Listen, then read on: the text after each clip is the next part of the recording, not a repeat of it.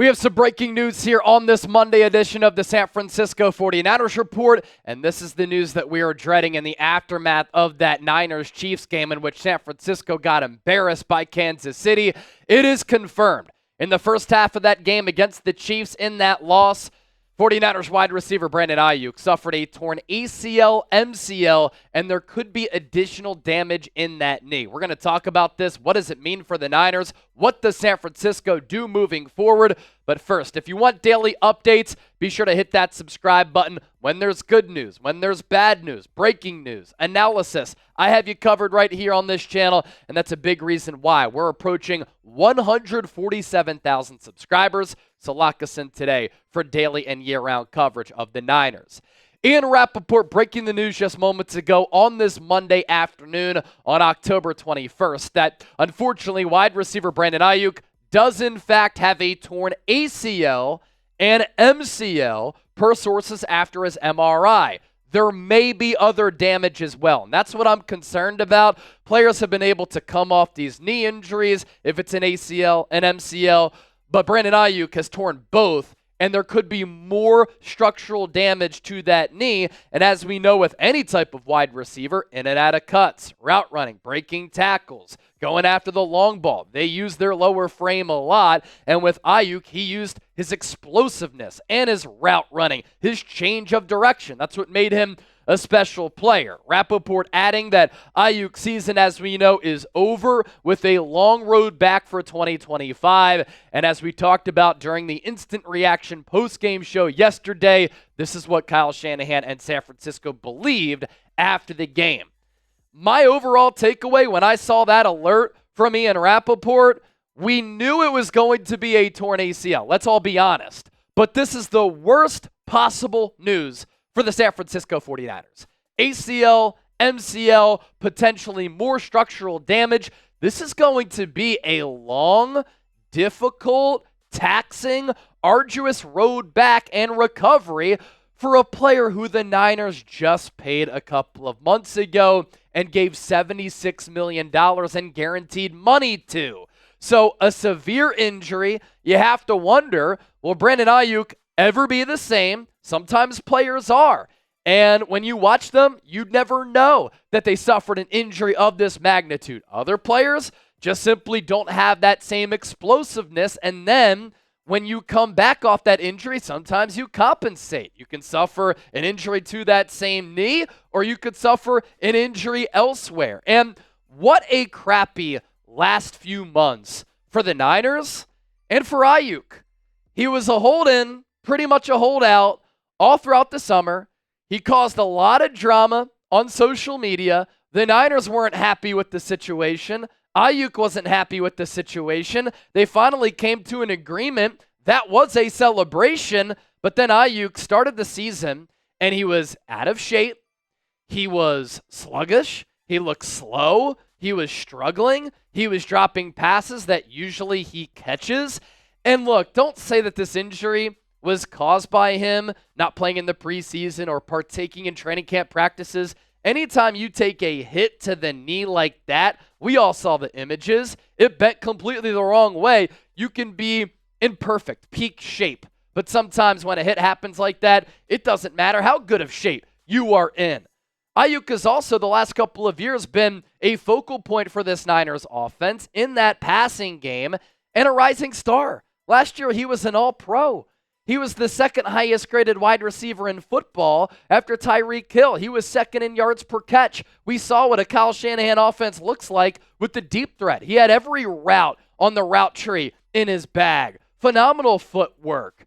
Played with great toughness. Played with a lot of swagger. And this is why players want their money. And this is why Brandon Aiyuk wanted to get paid.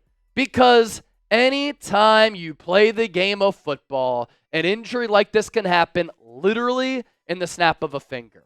And imagine if Aiyuk never signed that deal, and then he suffered this injury. He would have never had that long-term financial security or that long-term financial commitment, and that would be an awful, disastrous situation for him. So where do the Niners go from here? That's, of course, the next part of this conversation.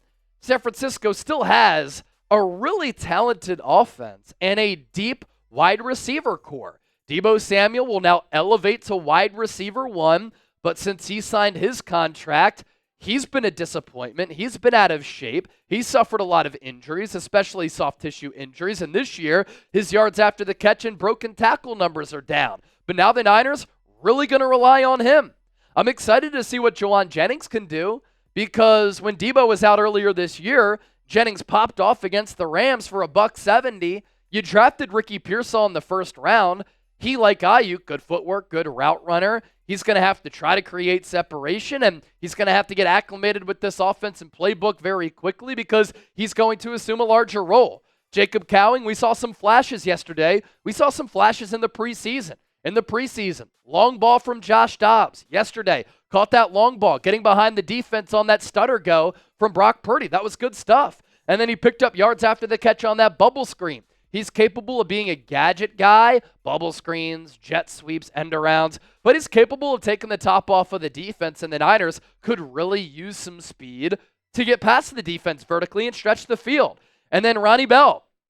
A lot of you wanted him cut after that Rams game. He was so bad in that game, suffered what would have been a game-winning catch to set up a chip shot field goal for San Francisco to win that ball game. He dropped it. But now he's going to play a little bit more. And will the Niners make some moves elsewhere? We will certainly see. Earlier today, I talked about some trade targets on the Niners report, players who San Francisco could look to go after. Now, the Niners still have a quarterback in Brock Purdy who has been very good to elite since he took over as this team's starting quarterback. Was he bad against Kansas City? He was awful. One of his worst games as a pro. It was very reminiscent of how poorly he played against the Baltimore Ravens. Another great defense. And Brock Purdy has struggled against great defenses, but Kyle Shanahan also hasn't put him in a position to succeed against some of the top defensive minds and top defensive units in the National Football League, because anytime a team plays man defense, Kyle Shanahan just loses it. He doesn't know what to do. That is a problem, because now the formula is out for how to stop this Niners team until they can prove that they can't be stopped. George Kittle, he's having an all-pro season. He has a great connection with Brock Purdy. Jordan Mason, he's number 2 in the league in rushing yards. A huge problem for the Niners yesterday against one of the top rushing defenses in the NFL. When it mattered, they could not run the football. You hope that Christian McCaffrey is going to be able to come back after the bye week, so you lose a special weapon in Aiyuk, you get one back in the reigning NFL Offensive Player of the Year, and you still have Kyle Shanahan, whose coaching job this year, I will give him a C. That might be nice. You might be able to go C-. He has not done a good job this year as a play caller, making adjustments. He still can't come back in games. He hasn't been able to hold on to leads. This is a team that looks like an average team. They're playing like an average team. Their record indicates that they are an average team, and they haven't looked prepared or well coached particularly all year. So Kyle Shanahan, we know what he can be at his peak. But so far this year, a C job, but with Aiyuk out, everybody's going to have to elevate their game. So what say you? This is a popular question among Niner fans. Is the Niners season over? Type O for over, E for too early. That is today's poll question and pin comment. So if you get hit with that YouTube ad break, make sure you go down into the comment section and you let your voices be heard. Some more additional thoughts that I have here about this injury. I feel bad for the player. You never want to see this happen, especially a player who the Niners drafted in 2020. We have seen his development. We've seen him turn into an all-pro and a dynamic weapon who San Francisco just gave $76 million in guaranteed money to, $120 million total, and he's making $30 million per year.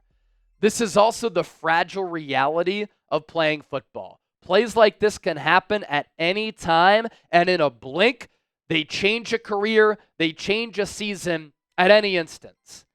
This has also been a really awful timeline, from the contract drama to the hold in, hold out, to Aiyuk starting the season poorly. His body language just looked off. It's like, brother, you just got paid, man, and you still look as though you're not motivated, you don't want to play.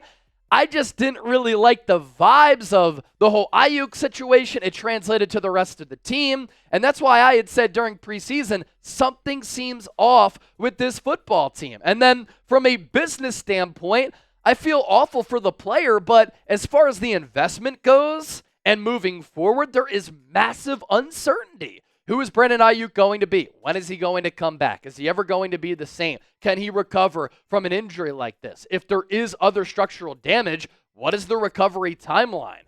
With the advances in medical technology, Kirk Cousins tore his Achilles about this time last year. He was back for week 1. Aaron Rodgers tore his Achilles week 1 of last year, a few plays into the year. He was back for week 1. Kirk Cousins looks good. Aaron Rodgers has looked okay. He's also, 40 years old. And Brandon Aiyuk is still young. He's going to have access to some of the best trainers, some of the best doctors, some of the best recovery methods that you will find in the world, certainly in the sporting industry.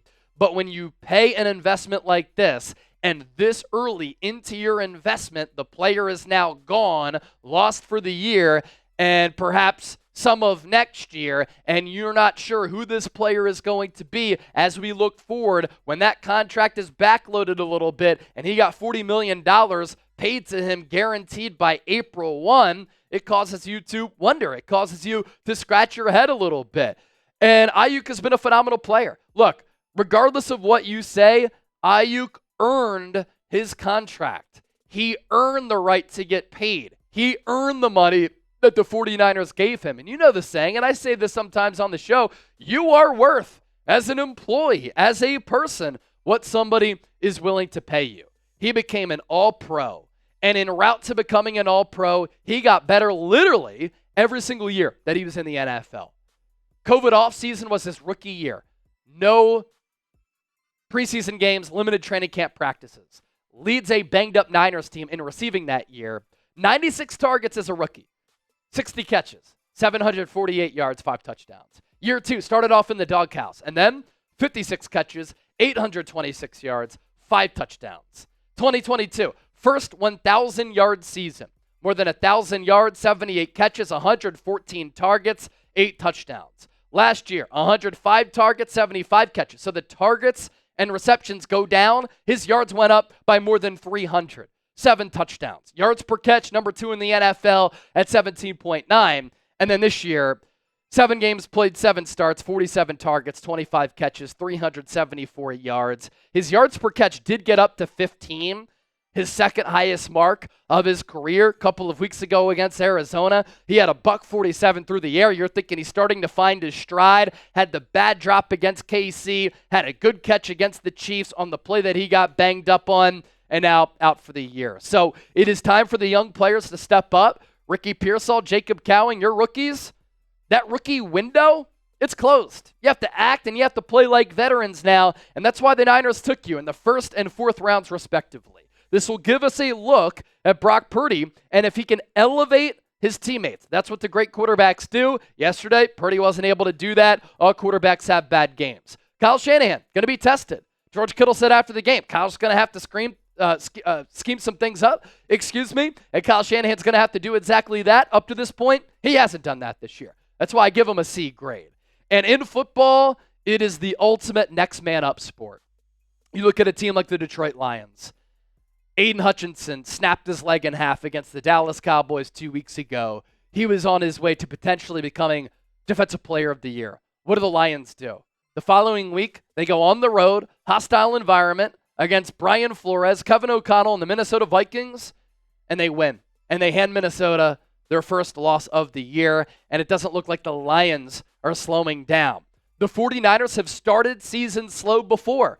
Now it's time to face adversity. They did in 2021, started 3-5, made it to the NFC title. Following year, they started 3-4, the same juncture and record of the season. They made it to the NFC Championship game. How did San Francisco respond? Is the Super Bowl window closing? Has it already closed? Is this an older team that's gotten old overnight? They're beat down and battered after all these long playoff runs. And is this going to be a Super Bowl hangover year?